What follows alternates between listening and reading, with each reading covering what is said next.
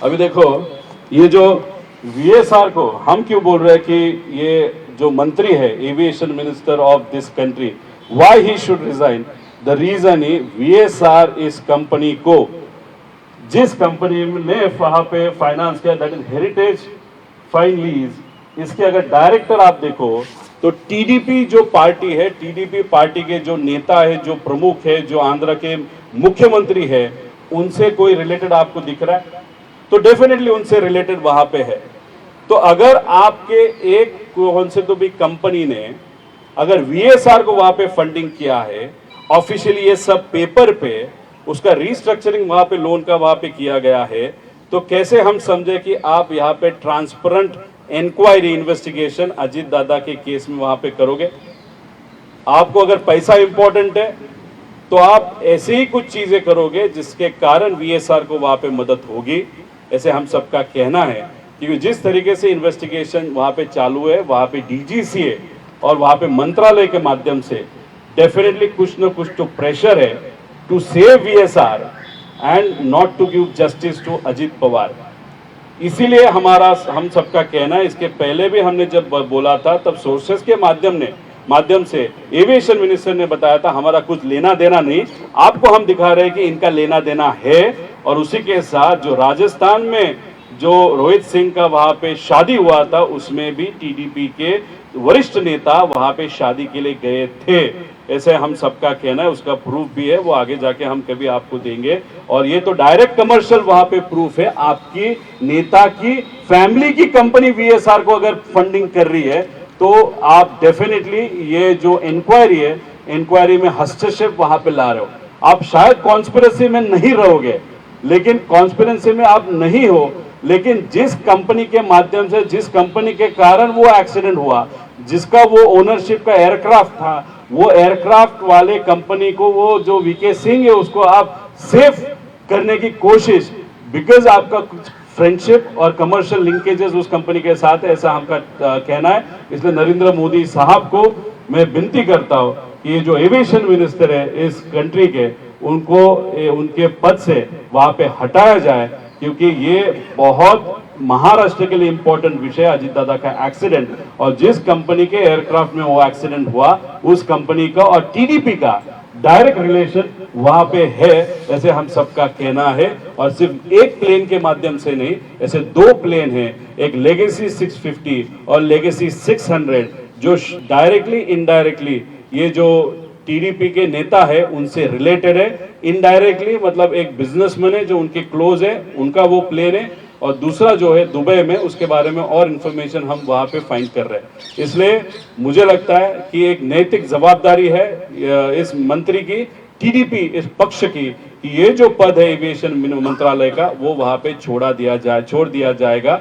और मोदी साहब को मुझे यह भी कहना है कि आपका और अजीत दादा के रिलेशनशिप बहुत अच्छे थे, शाह साहब के और अजीत दादा के रिलेशनशिप बहुत अच्छे थे। अभी सबसे पावरफुल लोगों की अभी जरूरत है इन इन्वेस्टिगेशन में, क्योंकि नीचे अगर आप देखो तो बहुत सारे मुख्यमंत्री से लेके बड़े बीजेपी के नेता और इंडस्ट्रियलिस्ट में इन्वॉल्व होने के कारण ये इन्वेस्टिगेशन राइट डायरेक्शन में नहीं जाएगा। और जो एनडीए है उसमें से बहुत इंपॉर्टेंट जो पक्ष है आंध्रा का, वो भी इनडायरेक्टली इस वीएसआर में इन्वॉल्व है। तो अगर इस इन्वेस्टिगेशन को कोई न्याय दे सकता है, और महाराष्ट्र की ये मांग है कि मोदी साहब और अमित शाह जी इसमें ध्यान देना चाहिए और इन्वेस्टिगेशन को खुद के हाथ में लेते हुए अजीत दादा को और उस एक्सीडेंट कैसे हुआ, क्या हुआ, इसकी जांच प्रॉपरली वहां पे होनी चाहिए, ऐसे हम सबकी मांग है। अभी ये सब विषय आप सबको बताए थे। और उसी के साथ हमारा कहना है कि ये जो इन्वेस्टिगेशन जो भी होगी, अभी महाराष्ट्र से मांग है सीबीआई, मतलब अजीत दादा का जो पक्ष है सीबीआई के माध्यम से वहां पे की जाएगी, सीआईडी चल रही है। लेकिन हम सबका कहना है उसके ऊपर एक कमेटी होने की जरूरत है, जिसमें लीडर ऑफ अपोजिशन उस कमेटी में चाहिए। उसी के साथ सुप्रिया तय हो, अजीत दादा के पक्ष के जो भी लोग हैं वो है, एक जज हो, एक अधिकारी हो, ऐसे सब मिला के बहुत अच्छी कमेटी एक वहाँ पे देख रेख करने के लिए वो कमेटी की फॉर्म करने की जरूरत है। उसके नीचे जो भी है, सीआईडी हो या सीबीआई हो और कोई हो या इंटरनेशनल एजेंसी, उस पर कंट्रोल रखने की एजेंसी, और 2 महीने का वहाँ पे टाइम दिया जाना चाहिए कि ये फाइनल इन्वेस्टिगेशन रिपोर्ट वहाँ पे आने का, क्योंकि हमारा कहना है कि ये वीएसआर कंपनी को बहुत बड़ी ताकत होने के कारण बहुत सारे डॉक्यूमेंट का मैनिपुलेशन चालू है और आगे भी चालू रहेगा, और इस कंपनी को बचाने का प्रयास बड़े बड़े बिजनेसमैन और पॉलिटिकल लोग भी वहाँ पे करेंगे।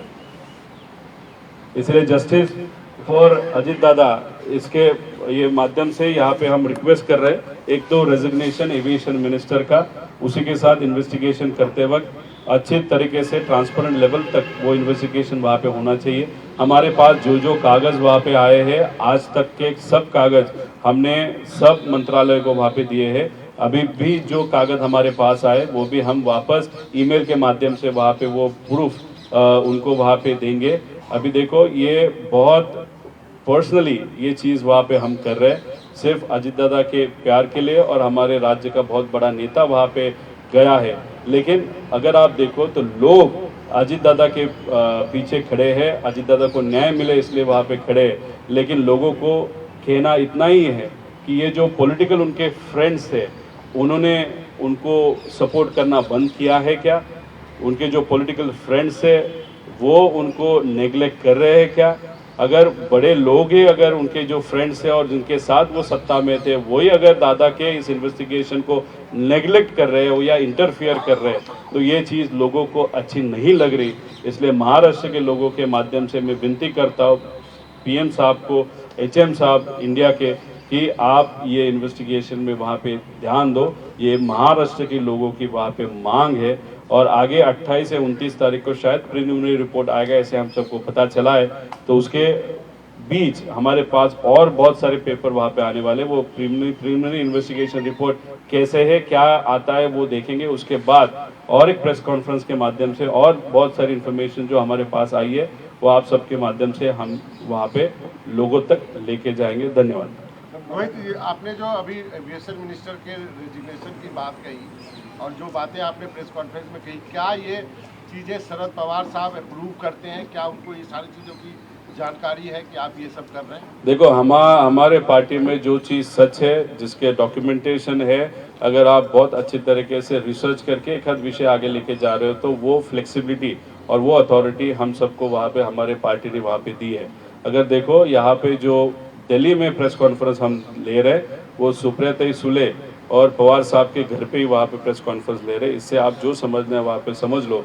लेकिन एक विषय अगर एक व्यक्ति वहाँ पे ले रहा है, तो उस विषय में और बहुत सारे लोग आके कंफ्यूजन न क्रिएट करे, इसलिए वहाँ पे मैं ही अकेला इस विषय को आगे लेके जा रहे हैं। बाकी पॉलिटिकल विषय जो है वो हमारे जो सुप्रिया ताई हो और जो अलग सब इम्पोर्टेंट नेता है, उस पॉलिटिकल विषय पे वहाँ पे वो ध्यान दे रहे हैं। लोगों का क्या कहना है, हमारा क्या कहना है, आज तक जो भी इन्वेस्टिगेशन हमने जो की है उसके बारे में जो भी प्रेस के माध्यम से बताना है, वो सिर्फ मैं और मैं ही वहाँ पे कर रहा हूँ। क्या आपकी जान को खतरा है, ऐसा कहा जा रहा है? देखो, इतना बड़ा विषय, इतने बड़े लोग इस वीएसआर कंपनी में इन्वॉल्व है, तो लोगों के मन में अभी शंका वहाँ पे निर्माण होने लगी कि मेरे जान को या मुझे कुछ खतरा है। अगर आप मेरे बारे में बात करो तो मैं किसी से नहीं डरता, लेकिन मेरी जो फैमिली है, ताई ने कही है ये बात, ताई है, फैमिली तो ताई भी है, मेरी वाइफ है, मेरे बच्चे हैं, मेरे इन-लॉज है, मेरे पापा मम्मी है, मेरे कार्यकर्ता है, उन सब का कहना है कि आप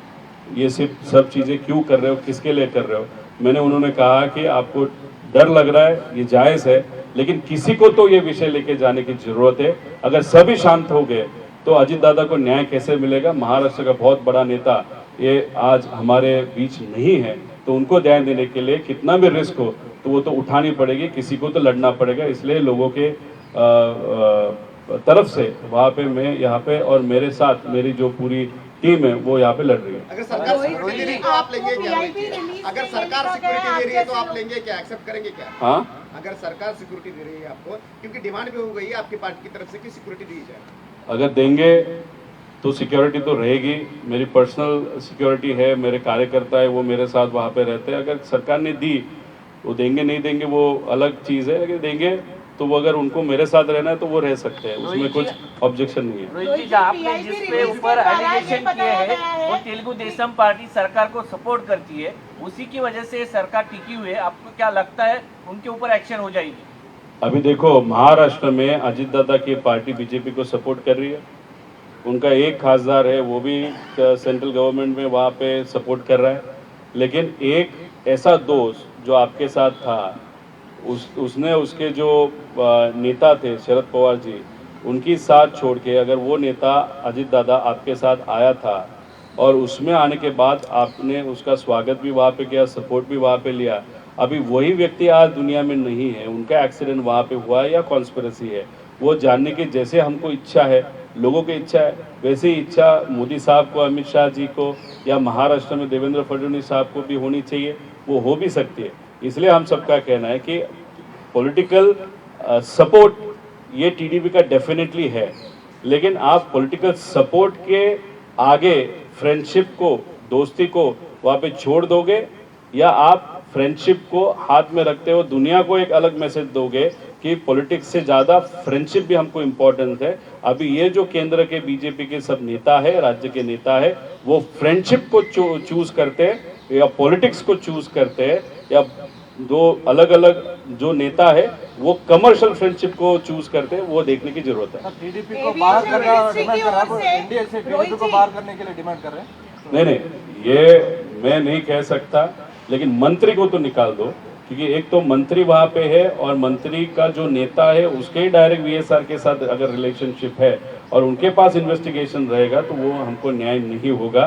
टीडीपी को निकालना है नहीं निकालना, वो कांग्रेस, हमारे पक्ष के जो नेता है सदन में सुप्रिया थे, वो उसके बारे में ज़्यादा प्रॉपरली बता सकते हैं। लेकिन ये नेता जो टीडीपी है, उनके पास ये एविएशन मिनिस्ट्री होना इस इन्वेस्टिगेशन होने तक is not appropriate, not good. और दूसरी बात, अगर एविएशन मिनिस्टर आप हो, इन्वेस्टिगेशन आप कर रहे हो, तो आपकी नैतिक जिम्मेदारी थी, आप लोगों को बताना चाहिए था कि हाँ हम इन्वेस्टिगेशन कर रहे हैं। लेकिन दूसरी बात, हमारे नेता की जो कंपनी है उसने भी वीएसआर को फाइनेंस किया, ये अगर चीज वो इन्वेस्टिगेशन चालू होने के 1-2 दिन पहले ही बताते तो वो उचित होता, लेकिन वो छिपाया। और उसके बाद जिस तरीके से वीएसआर की गलतियां होते हुए भी उनके ऊपर जो एक्शन नहीं ली जा रही, उनका धंधा बंद नहीं किया जाता, उसका बेटा मायामी में यूएस में वहां पे भेजा गया, ये सब देखने के बाद कहाँ ना कहाँ तो भी बीजेपी के कुछ नेता और टीडीपी के नेता वीएसआर को बचाना चाहते हैं, ऐसा हम सबका कहना है। हेरिटेज से पैसा है, बोल रहे हैं हेरिटेज से कितना पैसा इनको दिया, हेरिटेज से कितना पैसा है, वो कह रहे हैं कि आप इन्वेस्टिगेशन हैम्पर कर रहे हो, मिसलेड कर रहे हो, ऐसे एविएशन मिनिस्ट्री की ओर से ये रिलीज आई है। वो कहते हैं कि मिसलेड ना करें, 30 दिनों तक रुका जाए। मिनिस्टर एविएशन मिनिस्टर मिसलीड कर रहे हैं तो मैंने प्रूफ के साथ वहां पे बताया। अरे वही तो बता रहा हूँ, यहाँ पे मैं तो आपको सिर्फ इन्फॉर्मेशन देते जा रहा हूँ, मैं यहाँ पे दे रहा हूँ और आप छुपा रहे हो। अभी एविएशन मिनिस्ट्री के माध्यम से जो बताया गया कि रोहित पवार मिसलीड कर रहा है, तो एविएशन मिनिस्ट्री ने भी मिसलीड किया ना। उनके नेता का फाइनेंशियल रिलेशनशिप वीएसआर कंपनी के साथ है, जिस वीएसआर कंपनी का प्लेन लेके वो जो एक्सीडेंट या कॉन्फ्रेंस के माध्यम से हमारा नेता वहां पे अनफॉर्चुनेटली हमारे साथ नहीं रहा। तो मैं जो दे रहा हूँ, वो जो छुपा रहे, मैं दे रहा हूँ, वो मदद कर रहा हूँ, वो जो छुपा रहे वो वीएसआर को मदद कर रहे हैं, ऐसा हम सबका कहना है।